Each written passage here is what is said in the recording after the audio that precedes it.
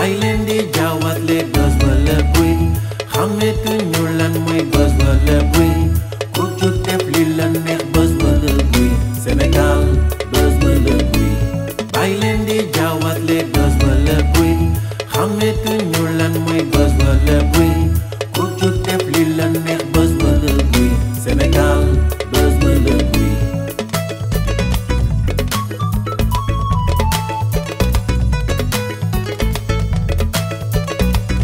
Buzz wala bruit.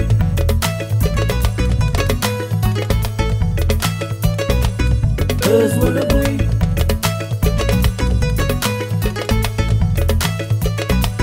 Buzz wala bruit.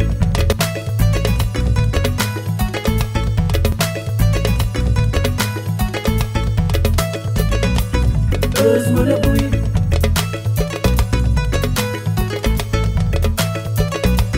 Buzz wala bruit.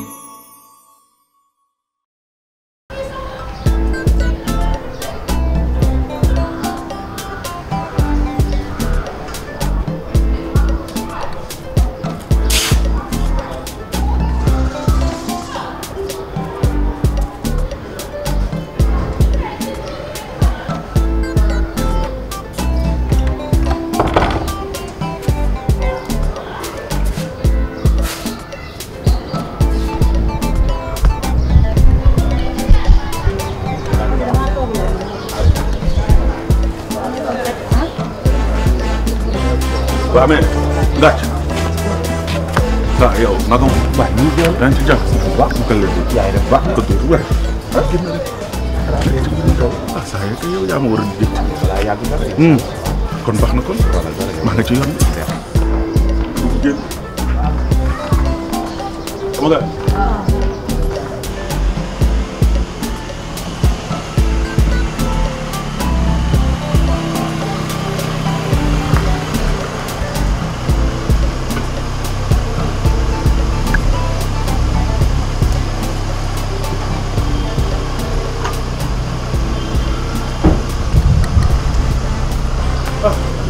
Ça va là? Ça va bien? Ça va bien, ça va. Qu'est-ce que tu fais là? Non, j'ai rendez-vous avec Dakar. Avec Dakar? Mais ça fait un bail que je me. Oui, Dakar, oui. Je veux bouger un peu quoi. Ah bon? Oui. Mais où est l'autre? Où est l'artiste? On avait pris pour partir en Espagne. Pour partir en Espagne? Oui. Comment ça? On dit là-bas, il y a beaucoup d'argent en Espagne. Non, attends là. Oui, c'est bon, moi, il faut quoi qu'il y a beaucoup d'argent là-bas. C'est moi qui a fait tout ça.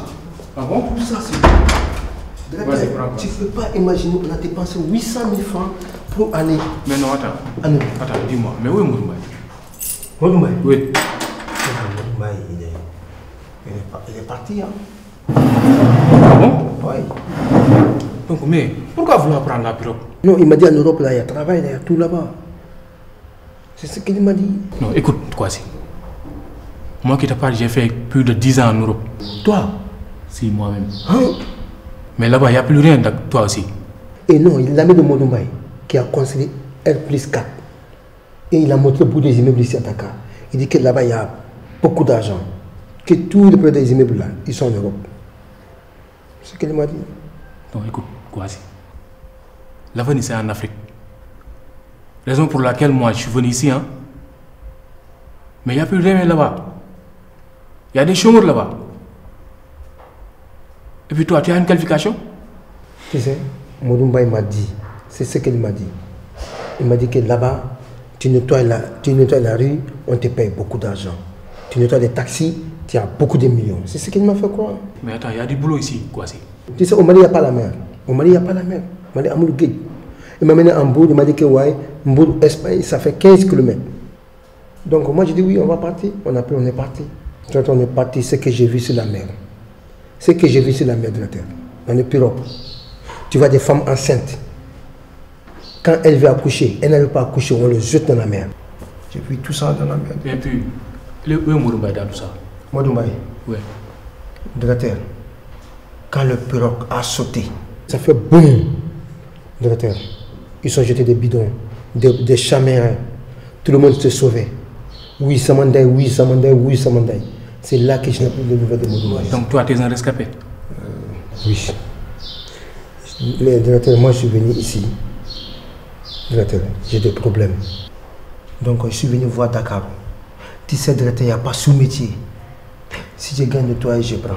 Ah, nettoyage, pourquoi pas? De toute façon, moi, je vais le faire.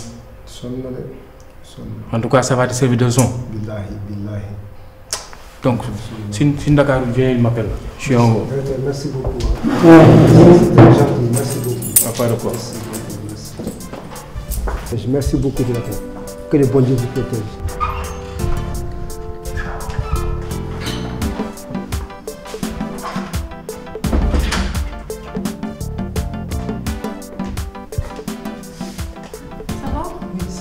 Ça va.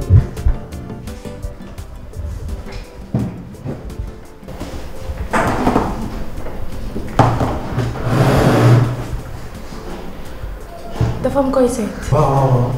kan la. Dakar. gis na la. ñëw quoi. ñëw. yow xam nga yi seet. waaw. c'est des grands frères. il faut le dire qu'il faut pas que ñu dugg ci gaal de. soxna si gaal baaxul ñun dañoo jëlee pirogue pour dem Espagne ci biir pirogue bi da nga gis ay camion toolu comme ay jën dañoo toolu comme camion manière ñaar voilà ci biir pirogue bi da ngay dégg ay jën di wéy tur nit di wéy hey Moussa hey Brahma baat yi kenn bokkul ay paa ay xale bu ndaw ci biir gaal bi mais am nga lu ma jaaxal te ci biir gaal bi non pirogue baaxul soxna si guddi nii da nga dégg ay jëme gis naa ay ngénte ci kaw géej amul nit ay jëme ay woy bambara dégg na ko jaakaaw jaaka prim pantam nga dégg nii chanson boobu c'est comme ngénte bambara yi. yow seet nga yàlla ci li ngay wax. man dégg naa ma dem ay pongal ginaaw dañ doon woy turu nit ay chanteur jën di woy jën de poisson qui sent. jën buy wéy. ana Modou Mbaye ak sama xaalis. musoo dër. ana sama xaalis ak Modou Mbaye waxoo ko di ko manqué woon. dañoo demoon Espagne. xoolal wuy ma dabalaa man soo yi nekkuma ci de bu fi nekk fii dama tóor naan dañoo demoon Espagne de. c'est vrai on a payé 800 000 francs et on a pris pirogue pour partir en Espagne. sama xaalis ngeen fayee. waaw donc Modou Mbaye moo wax ni ñu jëlee gaal pour dem Espagne. Donc maintenant, quand on a pris le pirogue là monté sur l'eau, il y avait un gros vent qui est venu. Vent. Le pirogue est défini, gal est défini. Tout le monde est tombé dans la mer. Il y a pour une dorbi. Maintenant, les 2 mois, monter galbini. Avec man, avec commandant, il y a que nous des. Il y a pour dem. Mais voilà, yow loolu ñëw wuti fële fii moo gën a nooy fële. fii ngay gis ku xëy yoroo dara gën na ñëw yoru lu bëri. mais ay lijjanti la mais lépp ci xel bi la ci technique la. loolu te wax nga dégg de. xanaa gisoo DG fa la nekkoon dafa daw ñëw ndax xam nga ni fii moo gën a nooy nit ñaa ngi daw di ñëw yéen ngeen di daw di dem. loolu te sonn na de gars yi bu ñu ma rapatrié indi ma fi Sénégal dërëm xaw ma ko dañ ma sànni Sénégal nii on m'a pas donné 5 francs. Depuis que j'ai mangé hier à midi jusqu'à maintenant, je n'ai pas encore mangé. Ça, bu ñëw ak man ci gaam yooyu affaire da yërmandeeg yooyu waxal li la fi indi. waaw man dama ñëw fii directeur amul sous-métier ba moom sa ménage nettoyage. bëgg naa dama koy jël. kay jeex na maa ngi yëg wàcc. yow sa garab man dinaa la faj man. jërëjëf. soxna si voyage boobu man gis naa benn kàlla bu jigéen. kàlla bi dafa rafet.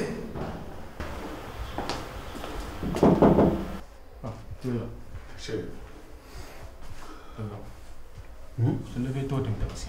non déjà tel naa yeewu de mais c'est que météo laa doon seetaan quoi pour sama choix cravate bi. Ah bon? C'est bon. Mais dis-moi, manager Modou Mbaye bi la. dafa la je crois. waaw mais lu ko dal loolu mën naa ko suuf la ma coupé ci porte bi. déjà moo yee jaaxle xaalis bu ñu leen joxoon. pour son bi xaalis boobu lañ dajale dem jëli mbëkk bi dem ca gaal ga. mais Modou Mbaye ak talent bu am yëpp nekk sous contrat am liggéey. ah mais yàqamti tekki rek. non Ndakaaru tamit tekki te yàqam tekki ba ci lan ba dugg ci ay gaal. ah mais gars yi DG man du ma blâmer kenn Ndakaaru du blâmer kenn. mais DG ma xamal la dara Europe ak Afrique du benn. comme nan.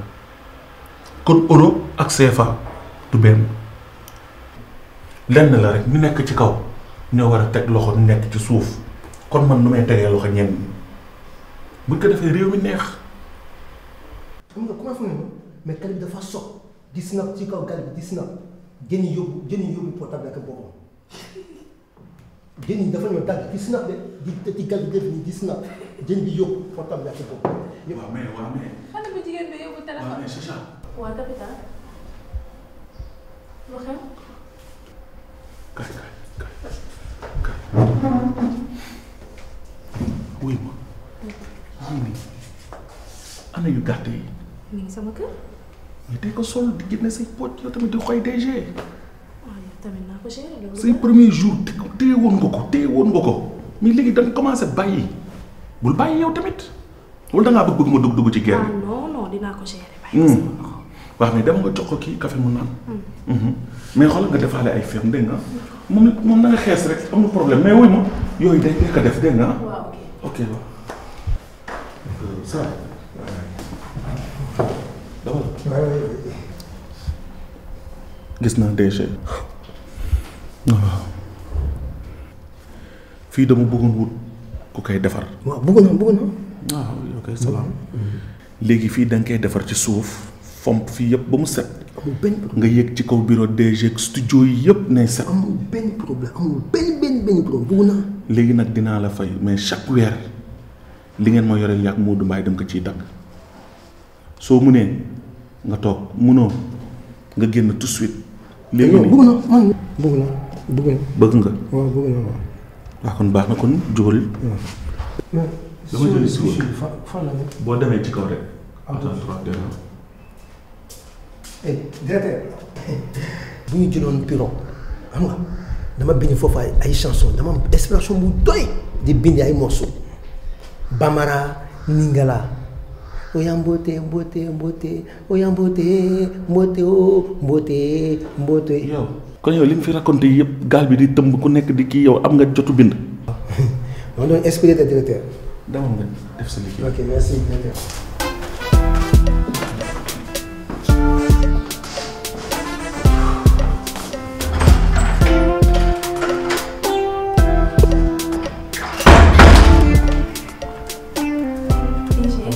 Voici votre café.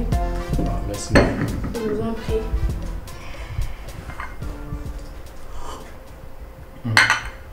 C'est excellent. Merci. Alors, excusez-moi. D'accord. Attends, dama lay fompal. Tu vas où là? dafa am lu takk fi ma la koy fompal, c'est rien. Mais non. Non, c'est rien. C'est bon. Tu as fait ça mon point faible là. Je savais pas. Et puis, tu sais, l'histoire du café, tu sais, ça m'a choqué lui. Choqué. Ma copine là, Lina. Ah, ok. Bon, bëgg na ko def benn histoire bu mag ak yooyu noonu la fekk nga may indil café neexu ko. Ah bon? Mais man loolu sama yoon nekku ci. Man su ma may envie def xale café dama koy def ba mu neex. Ah bon? Bien sûr. D'ailleurs sax yow DG war naa la laaj benn question. Vas-y. Yéen ñaar vous êtes mariés? Moi et Lina? Oui. Non, pas encore. léegi nag yéen ñaar du guro du tàndarma du jàkk du église mbëtt nag li mu bëgg moom la bar bëgg. Lina li mu bëgg ci yow man loolu laa bëgg ci yow walla sax plus. Donc da nga bëgg a dugg ci gétt gi. ba ci biir toog fees dell sama place. Bon sang en tout cas gétt gi yaatu na. loolu dama koy gérer à ma manière bu la dara metti. Donc yaa ngi doon prêter attention ci man. yow DG xam nga bu baax ne bët yi ma la yàgg xoolee du bëtu ne. Mais bon tu sais que bureau bi fii dafa xat te des fois yéen nii waruñu ko mën a def ci bureau bi. dañuy dem suñu rukk def yëfu mag au calme kenn duñu xamal maanaam daal yow jàppal ne footballu muuma la ñuy def waxtu am. Pourquoi pas, j'avais besoin de ça. jeex na tàkk. Donc yow tu es engagé. D'ailleurs sax je vais t'inviter ce soir nga ñëw sama kër à 20h j'habite toute seule ma toppatoo la dafa la yu baax noddanti sa yaram xam nga yow da ngay sonn. Ah oui.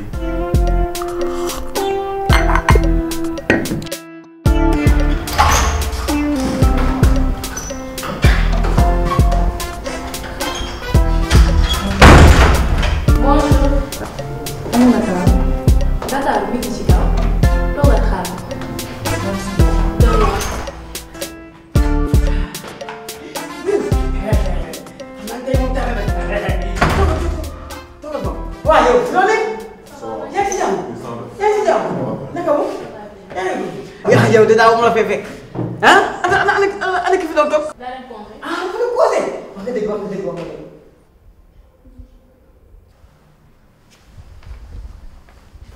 kii la la kii toog nii waxes kii pune ba xaw pune ba xaw Ndakaaru lay seet comme ñëpp. lan moo tax nga ko fi indi Ndakaaru daal lay seet. Dakar na ñam place am kii da nga xam lan fa ma ko jëlee ba mu ñëw fi kii di wër bës lay wër liggéeyul xam nga ñëw yëg si kaw. maa ngi fi. Ça va, yaa ngi ci jàmm. Ça va bien. C'est comment? Chacha. Ça va, c'est marié. Pardon. Marié da nga am jëkkër wala amoo jëkkër laa wax. aw ma jëkkër mais yow ni ngay waxee nekk na. non man nii laa mel sama frère la damay laaj rek xuloo ma xeexu ma damay laaj rek. s'il te plaît pardon dafa ma fi sama numéro. waaw. pour lan.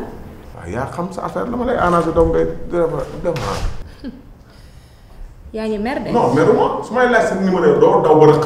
est-ce que xam nga ma yow. yow la kan. voilà loolu nga may laaj xamoo ma. fan nga toj. xam nga fu ma toj. yow xanaa dëkkoo fi. may ñëw di wax yow ngay ñàngal la ka fas sa kanam. àdduna du noonu. ngay ree di waxtaan bari jàmm. nii rek ngeen def non du question fa reetaan dafa baax. tubaarikàlla macha allah reetaan dafa baax. waaye soo ñaar pare boole ka foo ñaar yokk sa ñaawaay rek. est-ce que doo àbb seetu. àbb seetu. yow dafa toog. su ma ñaawoon doo. ba da ngay xeesal foo ma da ngay. xeesal lii de beauté naturelle. ma naturel. sa tànk yi sa kanam gi roowul de. sa ñaawaay bu rëy bi. comme ma da ñeer ba soo ko ma tey baax sa sol. man dama lay arrangé rek. déet liiru. sa jaaro yi du roog lu ma la mun def flawo. soxloo ma sa arrangé. déet buy ma soxna si. yow soxna si. yow tamit lii kenn du ko def. ba pare yow man dama laa miinul fii. ana ki doon toog fii. fa dem congé. waa léegi bu demee congé nga nekk fi jàppal ni fii ku fi toog Kii de fii ku fi ñëw rek yow yaa ko war a dalal si sa jikko ak sa xel waa liiru may ma rek yaa ma ni waxal nag danga may déglu toowul fii. waaw mais danga may déglu ma wax ak moom fii ku fi ñëw da nga koy dalal si sa jikkoy bopp xanaa xamoo ni kii dafa bokk ci ñu yor kër gi ndax émission lamb gi doxal kër gi premier invité bi mi ngi nii toog yow tamit nag te yow est-ce que xam nga kii xamuma nag kii loolu champion bu mag la kii mooy monument Guédiawaye voilà wax ko maay kan. kii mooy ndaanaan bi nga xamante ni moo jël drapeau Guédiawaye jóbbu ko ba États-Unis kii mooy doomu day Balla Gaye de ak Madou Sow waaw Madou Sow ah sama xarit ba ak Mor Géej waa na Mor Géej moo géet waxuñu la moo géet moo géet xam nga géwël boo ko teralu du jàpp sa tur moo tax nga xam moo géet waaw moo géet moo géet waa liiru noo def sant yàlla sama xarit bi nangu naa la de waaw moom lay jëb kii li mu la wax dafa doy ba ngay jëb liiru kii mooy kan baal ma rek ñun dem nañ fu ne gis nañ lu ne maa xam loolu voilà kii daf ñoo jaaxal ñun xam nga man bi ma duggee fekk dafa li tax ma kontaan parce que wokkatu bu dafay ges ok man dama fay am ci kër gi émission bu bees tàq ok bu ñuy woowee takkusaanu lamb ok te yow rajo bu ma mës a nekk ak fu ma mës a nekk yow da nga maa jik ndax da nga ma faa fekk ba ma sama tàmbali waay ñëpp nga lu yàgg dëgg la man a yow du tey boolewu maa léegi nag émission bi dama bëgg tàmbali ko ak yow amul problème Aliou Mbaye kii sama invité la soo bëggee sa invité la nga koy woo nga dem jëli loo xam ne kenn du ko laal yow kii bu ànd ak yow xanaa loolooy sar xone bàyyi seen topp néew kii mbër la te mbër nitu làmb lay waxal te man maay waxtaan ci làmb yow sa émission boobu nga def kenn xamul lu mu doon. non jëgal li ma la wax. jëgal li ma la wax yow yaa war a noppi yow. Mbaye defal ndànk Ali. waaw.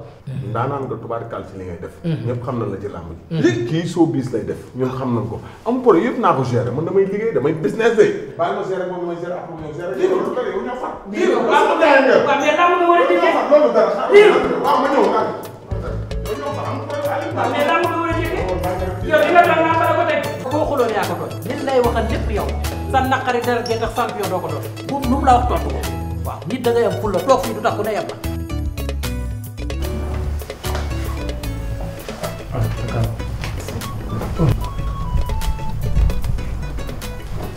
Mais je marche un peu.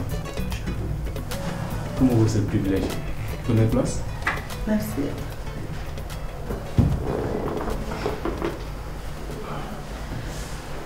DG. Ça va Nara? Ça va ça va.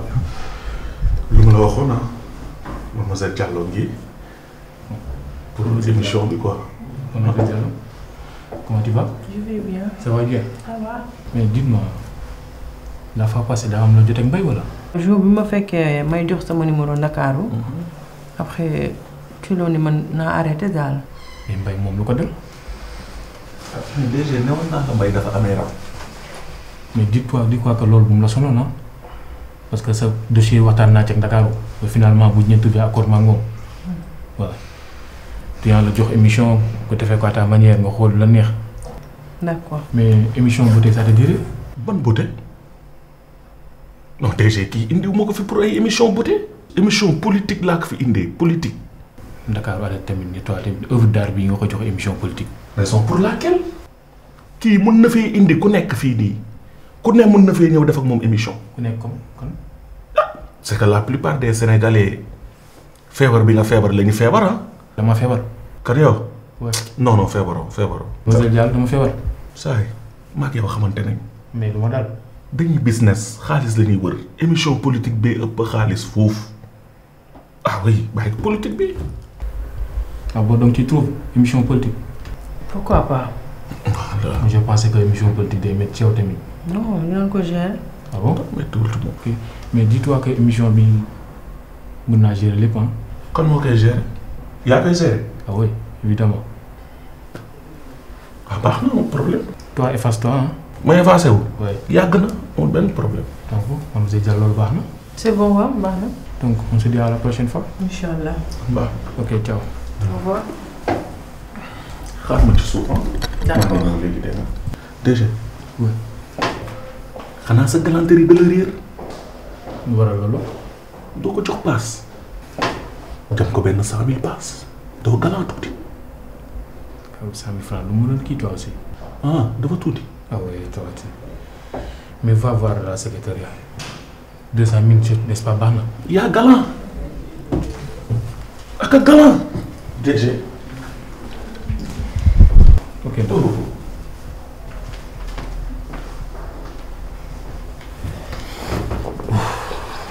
bàyyi leen di jaawale buzz wala buy xàmmeetu ñu lan mooy buzz wala buy